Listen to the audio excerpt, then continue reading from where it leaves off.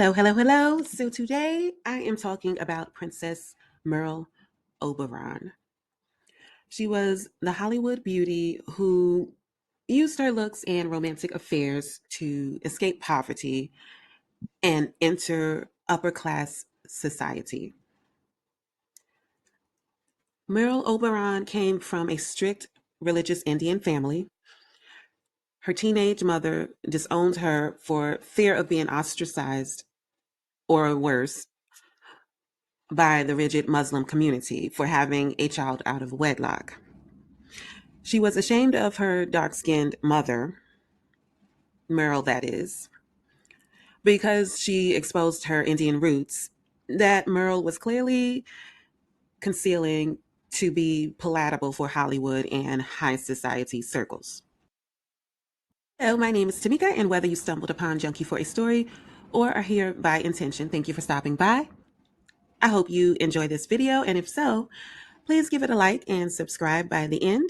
And don't forget to hit the bell for notifications so you won't miss out whenever I release new videos. There will be a link in the description, if I can find one, for the biography I reference in this video, Princess Merle, The Romantic Life of Merle Oberon by Charles Higham and Roy Mosley. If you are interested in picking up this biography, which is the primary source for this episode. And now, on to the video. Oberon comes across as a promiscuous and ambitious young woman in her early days of trying to make it in the film world. She would go to extreme lengths, including denying her Indian heritage, marrying men who gave her prestige, and abandoning her biological family for fear of being outcasted by European and American societies. Now, I'm skeptical of what I've read about the actress because everyone, well, maybe not everyone, but people are throwing dirt on her name and labeling her a hoe, mainly the men. Still, it is a fascinating read.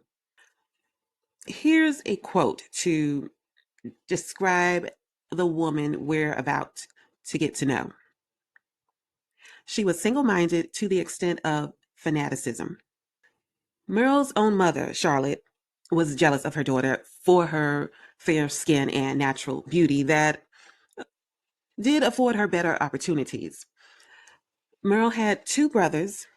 I'm not sure if they could pass for white, but as she got older, Merle did use her light skin to white pass so she could secure a marital engagement with someone from the upper class. Merle's half sister, Constance, who was doing well at one time when she married a man from a wealthy family,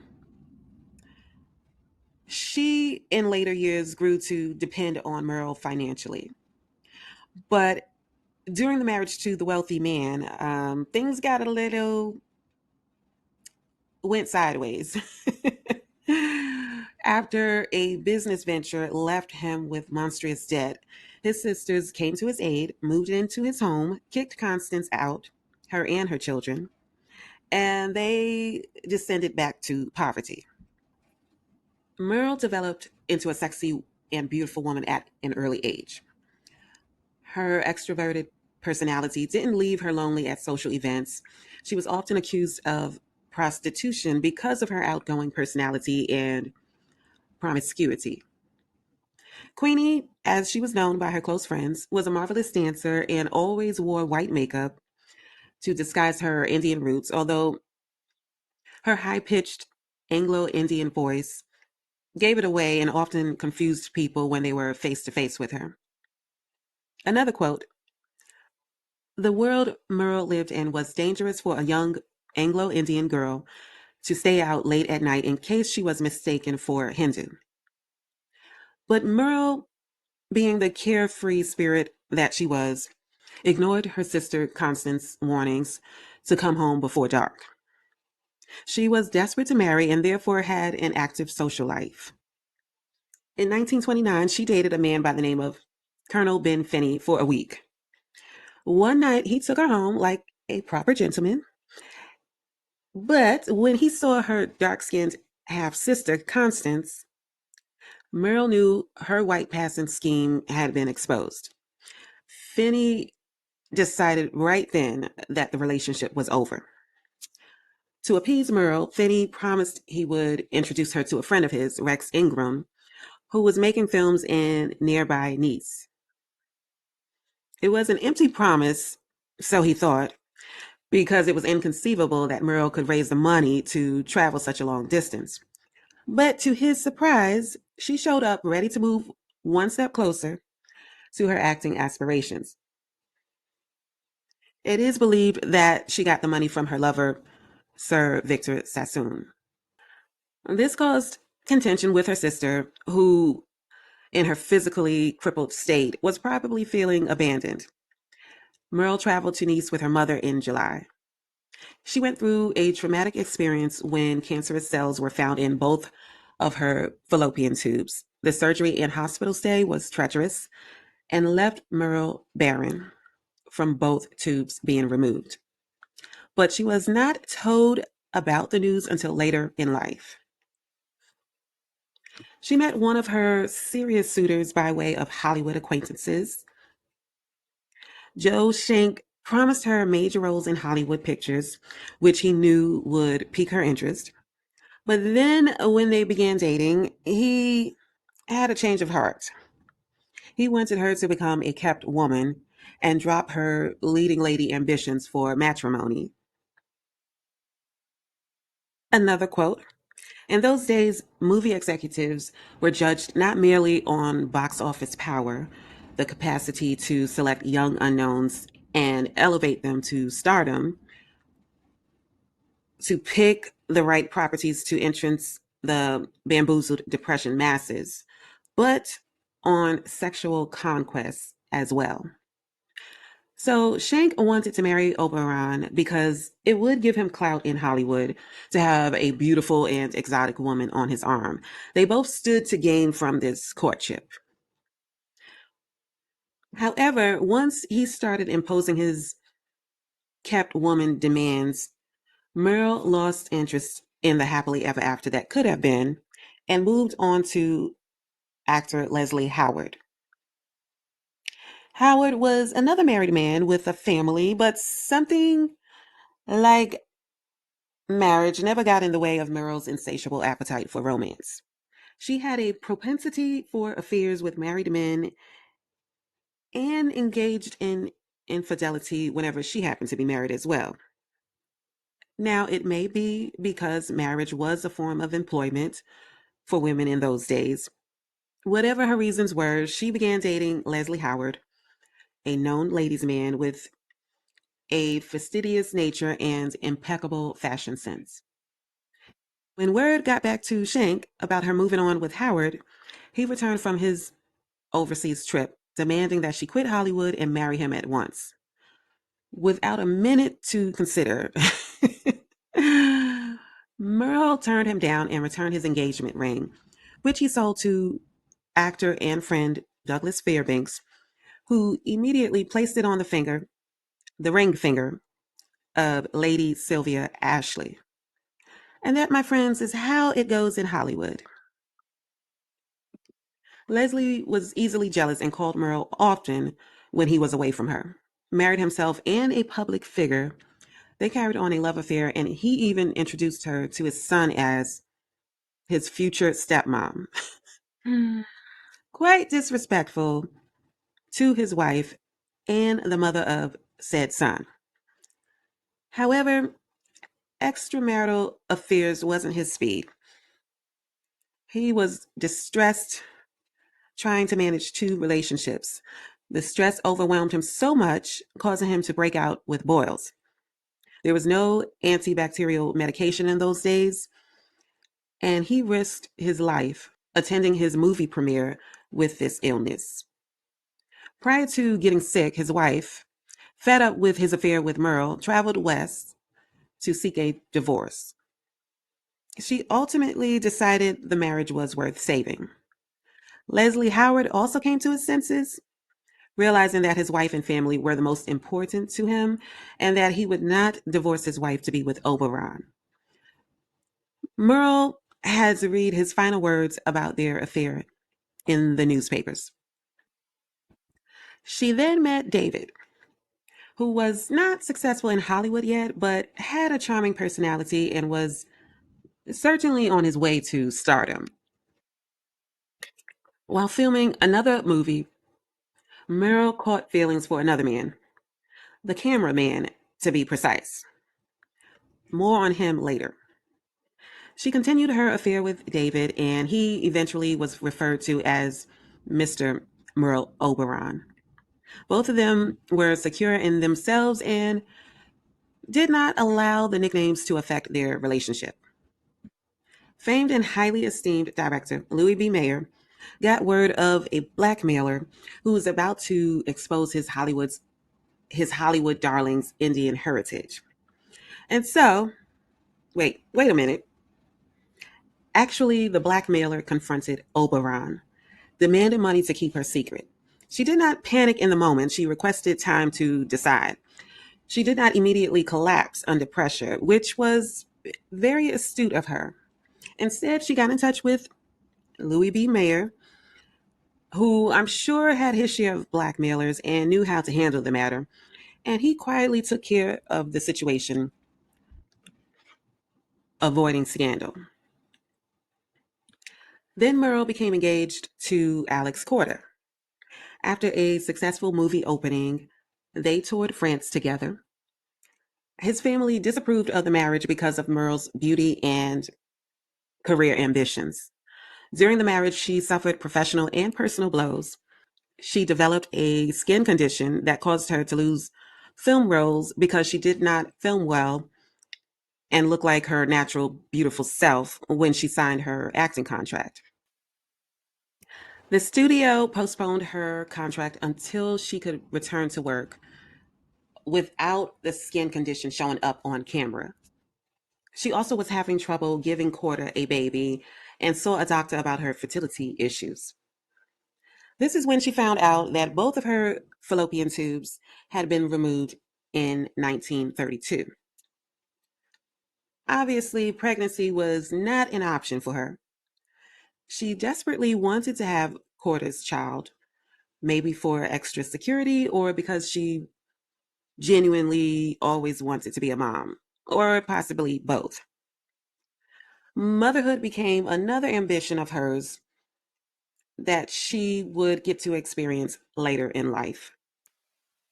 Now, back to the cameraman. She met Lucian Ballard while filming The Lodger. Lucian was a tall, broad man with handsome looks who took to Meryl in spite of her facial scars, which he created special lighting to hide on camera. When Meryl took up with Ballard, the relationship was not accepted by her friends. After all, every society has their social hierarchy, and Meryl was making a mockery of it by being on the arms of a cameraman, especially given that she was a Hollywood star. And that was a no no. However, she was fully immersed in their relationship. They would often take long walks on the beach and keep to themselves, since at this point she became shunned by the Hollywood elite. And she was still married to Alex Corder.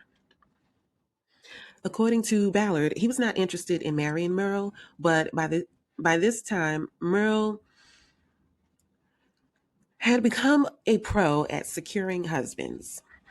Ballard went to San Francisco. Now, this is how he tells the story: to see his future wife, hoping this would give Merle the hint she needed to leave him alone.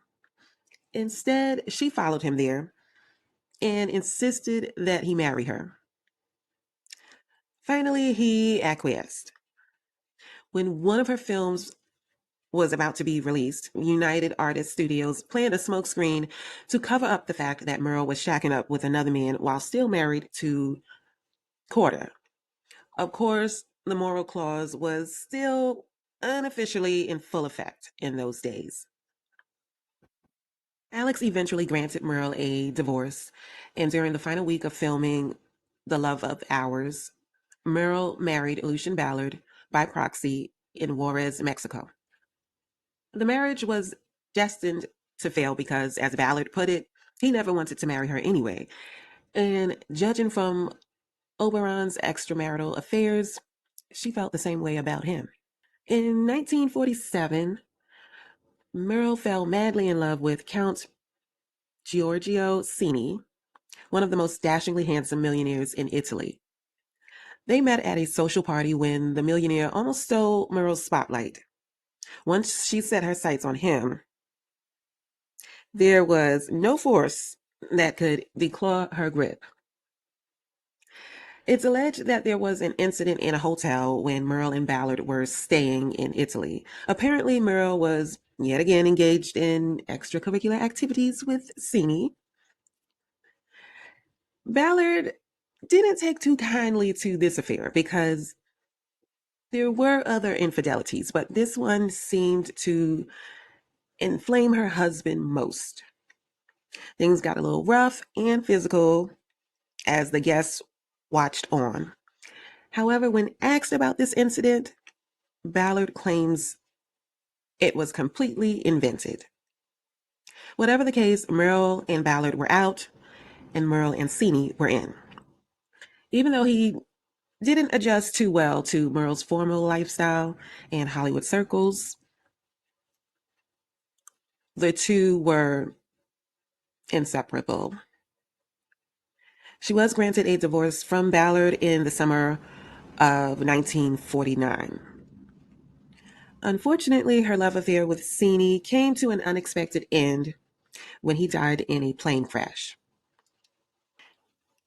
And then there was husband number three. Now, I don't know if you can keep up because she really wanted to marry Cini. I mean, that would have put her among royalty and the highly esteemed. But that didn't work out.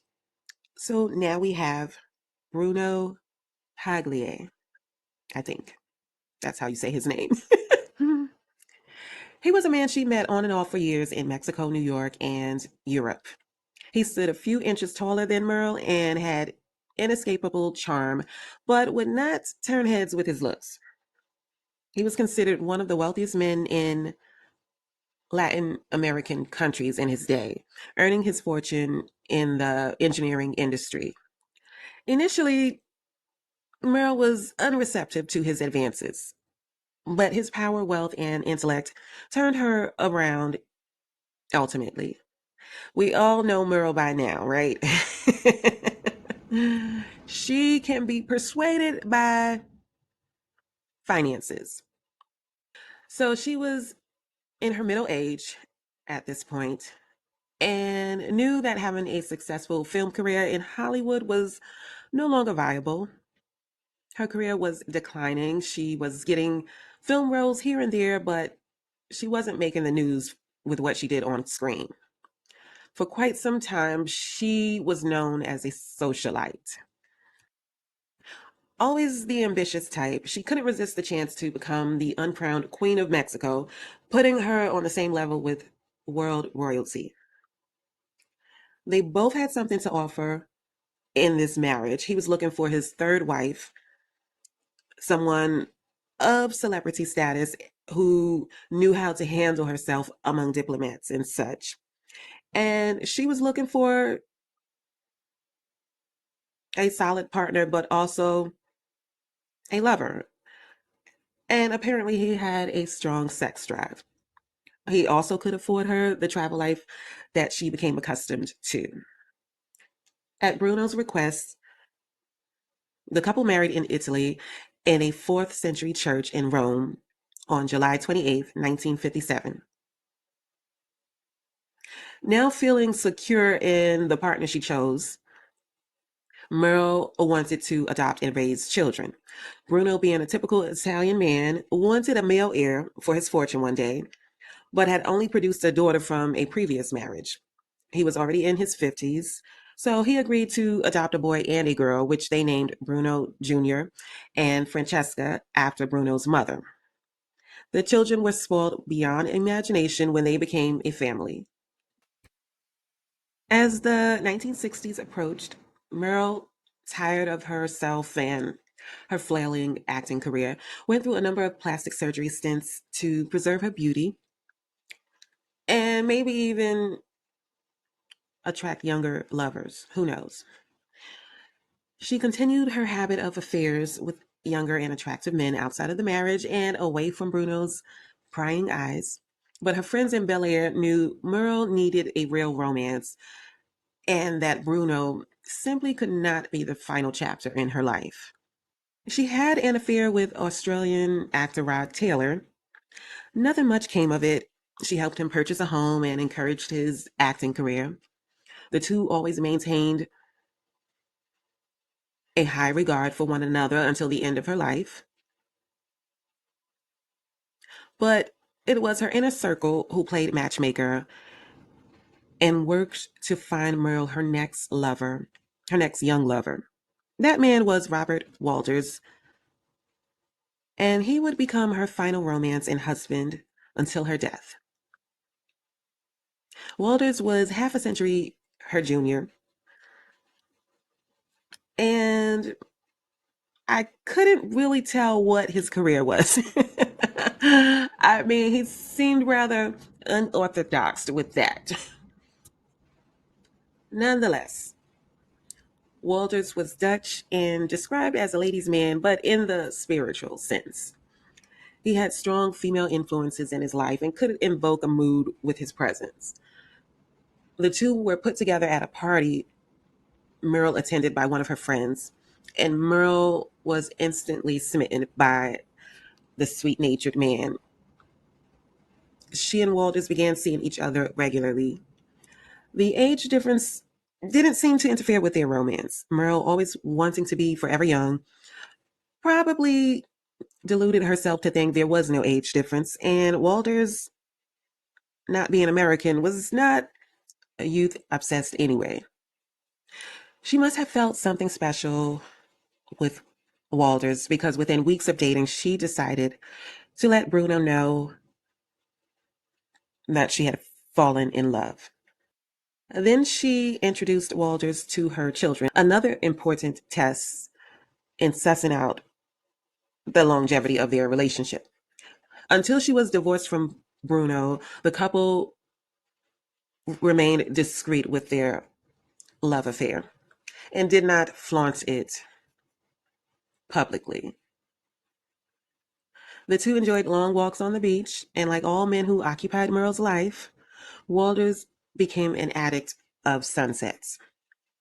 On one of many trips to Australia, Merle took Walters with her.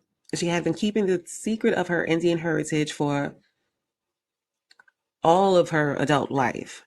Although she had told various stories about her birth, she distanced herself from India as much as could be believed and never officially corrected the record. But on this trip to Australia in October of 1978, stricken with a guilty conscience, she could not keep up the charade any longer, nor could she bring herself to confess the truth to Walters. As I was reading the biography, I got the impression that she really didn't know her true birth story. I'm not sure. It's very unclear. She tells a number of varying stories, but I think she never quite knew how she came to exist. In the year before her death, she suffered severe health issues and spent less time on the social scene. She and Walters were no longer sharing the same bed after she had major surgery. Then one day he said he had a vision that he was half asleep, so he wasn't quite sure whether it happened or not, but he kind of believed it did. He said, suddenly I was aware that Merle was in the room, even though I'm not sure I was awake. And I heard her say, with a voice that seemed to come from underwater, "Darling, I love you so much. Thank you for the happiest 10 years of my life." He said, I drifted off again, feeling so sick, I'm not sure if I even answered her. And she went back in her room. Merle passed away that day, surrounded by her husband and children. And that is the story of Princess Merle Oberon's romantic life. I must say, I never heard of her until I began this project, but I enjoyed reading her life story. She doesn't have much when it comes to acting credits as far as notable works. But I hope she's not forgotten because she sounds like quite a woman with tenacity and confidence at a time when women weren't given the opportunities, but also, especially a woman with her background. Well, that's going to do it for this episode. Thank you again for watching and listening. Don't forget to like, comment, and subscribe. And let me know what you thought of Miss Oberon's romantic life. I mean, it was pretty messy. She seemed to never quite respect marriage. That's one of the themes throughout her life. Like, she never was faithful to any man. But yet she always wanted to get married. Now, I understand she existed in a time when it was frowned upon for a woman to not be married. I mean, it's still not a good look. It's perceived in a negative way to be an unmarried woman, but especially in that day, especially with the limitations that women had in that day. So I get why she married multiple times, but just her behavior in the marriage makes me think she never respected marriage. But you let me know what your opinion is on that. Anyway, I will put a link in the description for the biography, Princess Merle, The Romantic Life of Merle Oberon by Charles Higham and Roy Mosley. And that's going to do it for me. I'll catch you next time. Thank you. Bye.